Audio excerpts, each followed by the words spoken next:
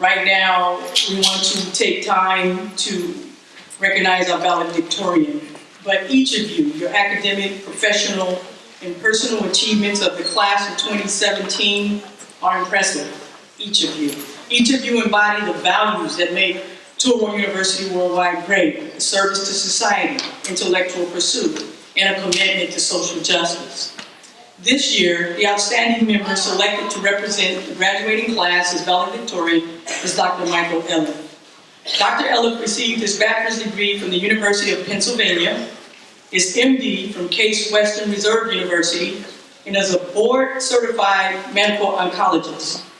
He has held senior management positions in several Fortune 500 companies, as well as startup ventures. He is currently a regional vice president and medical director for Blue Cross Blue Shield based on the East Coast. He and his wife of nearly 40 years, Toby, are the proud parents of 5 married children and a rewarding supply of grandchildren. All of their children are TUW graduates, and 2 preceded Dr. Eleff in receiving their MBAs from TUW. And now, Dr. Eleff has earned a Master's of Business Administration degree with a 4.0 GPA from TUW. Dr. Eleff, would you please come to the podium?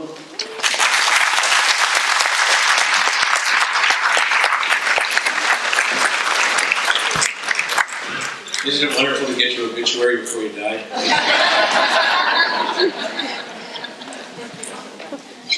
Before I actually start my remarks, you'll hear a theme, and I have to say that I didn't write Dr. Newman's speech, I didn't write the general's speech, but you're going to hear a common theme, I think.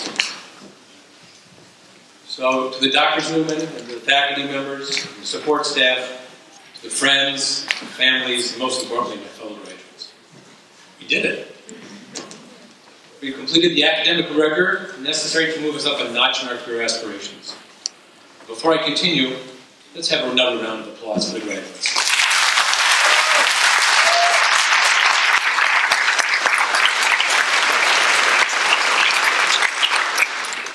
One of the things that you do miss on an online course, we haven't quite got to the video piece, Dr. Newman. We get to the video piece because you don't know what anybody looks like. So I was glad to meet Dolly. So there's some names to keep saying time up. She's got her support team. All right. This is my 3rd college degree. I'm a slow learner.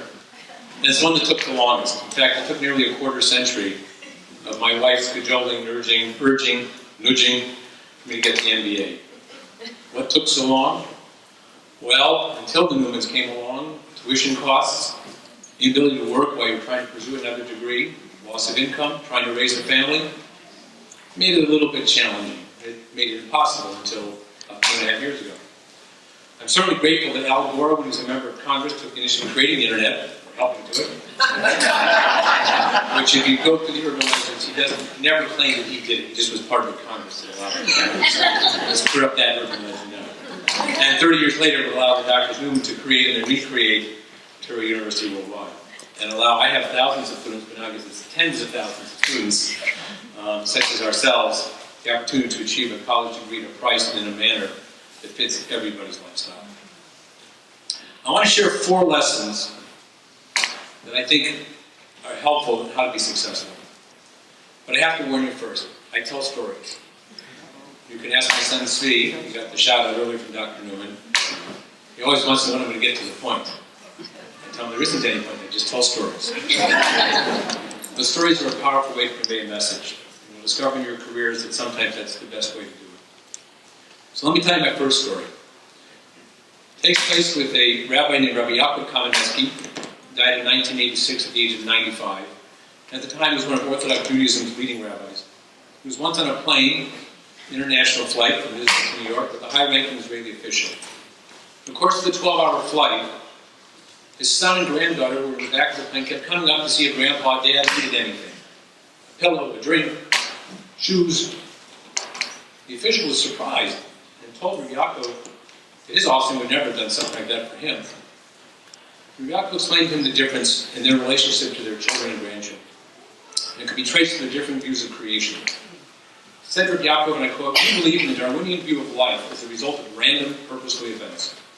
So as far as your descendants are concerned, you're just one generation closer to the apes than they are. We, on the other hand, do not believe that we are superior to our ancestors, quite the contrary. For us, the central event in history was the revelation at Mount Sinai. The generations immediately after that revelation lived in awe of their parents as people whom God actually had spoken to. And their children viewed them with veneration for having known these who heard God speak, and so is with each passing generation. So to reality, my children and grandchildren honor me as one who had contact with spiritual giants whose greatness is almost beyond their comprehension.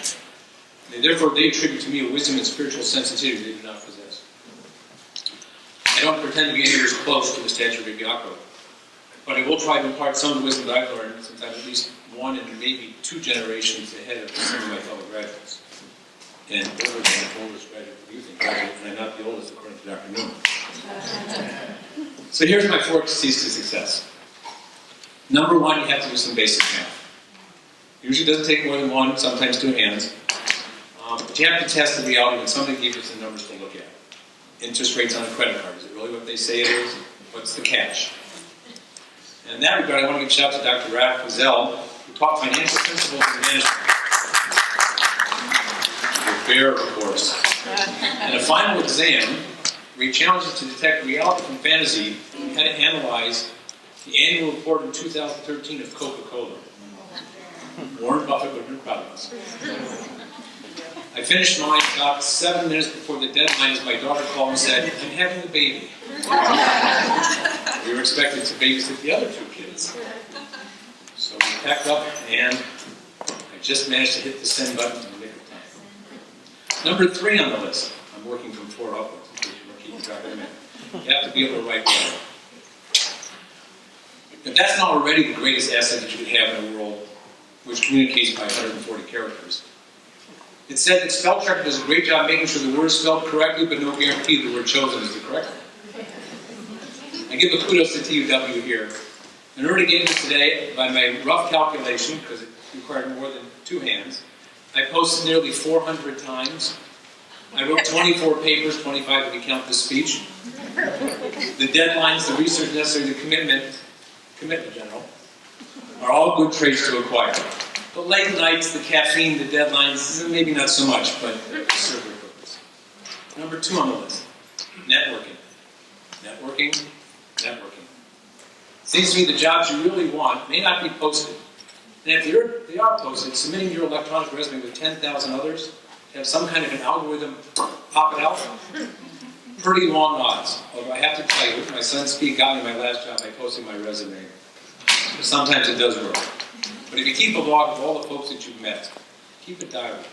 In school, at work, at a meeting, on an airplane sitting next to somebody, right, Sweetie? What was he, the CFO?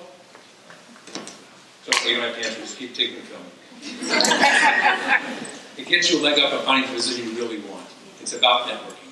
Ask the general when he was a colonel. And along those lines, don't forget to sign up for the TUW Alumni Society. Network. The number 1 is your skill set. Don't let it ever get out of date. Let me reflect for you on the skills that were in demand when I graduated from college 4 decades ago. And what destroyed those jobs? Telephone operators. To call information. How can I help you? There were hundreds of thousands of people who were telephone operators. Now it's replaced with a cell phone. Elevator operators. Anybody here remember? Mechanical things you take up 7 floors, sporting goods. That's when you had department stores. It's another story I'm going to take care of. It's all automated now. You push the button. I got into an elevator in New York. I was going to a client, and I got in the wrong elevator. So you pushed a button, what floor you were going to, and then it'd say like E. You had to find the letter E on the elevator. I didn't know that. I ended up on the letter F, and I was on the wrong floor. Fortunately, went up and not down. So you got accountants. And they're not completely out of demand. And depending on what Congress does with tax change this year, they could be back in demand. But TurboTax has taken care of about 60 million people and destroyed more than the equivalent number of jobs. Toll booth collectors. I know you guys out here in California just hum away and everything's freeway, but there's something fast track. They found a way to reach into your pocket. Well, in New York and New Jersey, we've got it perfected. I spend my tax on my body, my interstate is about $2,000 a year. And I live pretty close to it. But Easy Pass, Fast Track, toll by license, those jobs are gone. And what about bank tellers? And bank lines. Well, okay, that's good, that's going. ATMs used to replace those, and now? Got the app. When's the last time you went into the bank to get money or anything else? But our economy continues to expand in the service sector. But either one needs to maintain and enhance their skill set. The washing machine repairman, the maid tag, the loneliest mankind now needs to understand computers in order to be able to fix your washing machine. Rather than thinking we've completed our degree, we need to realize, as the general said, a lifelong devotion to continuing education. Without that commitment, in a decade or less, we'll be relegated to the job market's crash heap. Once saw an article in the Cleveland Plain Dealer, where I live, profiled a sad story about a woman for 25 years. She made some very fine suits until one day the company went out of business for foreign competition. The newspaper quote was saying, "It's all I know how to do. What will I do now?" Don't ever find yourself in a situation where you say, "What will I do now?" Be one step ahead. Even if it means learning Ukrainian. Well, let me conclude with this story. It's a story told by Howard Schultz. The name may ring to some of you, others maybe not, but he is now the retired multi-billionaire CEO of a company called Starbucks. How to pay $10 for a 25-cent cup of coffee. I don't drink coffee, fair disclosure. I do. Yeah, I know. I didn't go to Starbucks and got me those cards and we're having anything. He tells the following story of meeting the late Rabbi Nosson C. Stinkel, at the time as the head of the Mir Yeshiva, that's a rabbinical school in Jerusalem, which under his 20-year tenure becomes the largest rabbinical seminary in 2,000 years in the world. So let me quote what he says. When I was in Israel, I went to Meir Sharim, the traditionally Orthodox area within Jerusalem. Along with the group of businessmen I was with, I had the opportunity to have an audience with Rabbi Nosson C. Finkel, the head of the Mir Yeshiva seminary there. I never heard of him and didn't know anything about him. We went into the study, we waited 10 to 15 minutes for him. Finally, the doors opened. What we did not know was that Rabbi Finkel was severely afflicted with Parkinson's disease. He sat down at the head of the table, and natural inclination was to look away. We didn't want to embarrass him. He asked us, "Who can tell me what the lesson of the Holocaust is?" We were all looking away. We heard this big bang on the table. "Gentlemen, look at me and look at me right now." Now his speech affliction was worse than his physical shaking. It was really hard to listen to him and watch him. He said, "I have only a few minutes for you because I know you're all busy American businessmen." Just, a little dig there. Then he asked, "Who can tell me what the lesson of the Holocaust is?" He called on one guy who didn't know what to do. It was like being called on in 5th grade without the answer. It is one of the advantages of online. You don't get that looking at you. But sometimes, when the teacher posts his back, it can be young. And the guy says something benign like, "Well, we'll never ever forget it." And the rabbi completely dismisses it. And I felt terrible for him to realize the rabbi was getting ready to call on someone else. You know that feeling? All of us are sort of like under the table, looking away, ask the general. Not me. He didn't call me, but I was sweating. He was calling another guy who was such a fantastic, he will never ever again be a victim or bystander. The rabbi said, "You guys just don't get it." Okay, gentlemen, let me tell you the essence of the human spirit. Actually, during the Holocaust, the people were transported in the worst possible inhumane way by rail car. They thought they were going to a work camp, but only they were going to a death camp. After hours and hours in this inhumane corral with no light, no bathroom, cold, they arrived at the camps. The doors were swung wide open and they were blinded by the light. Men were separated from women, mothers from daughters, fathers from sons, and off to their bunks to sleep. As they went into the area to sleep, only one person was given a blanket for every 6 people. The person who received the blanket when he went to bed had to decide.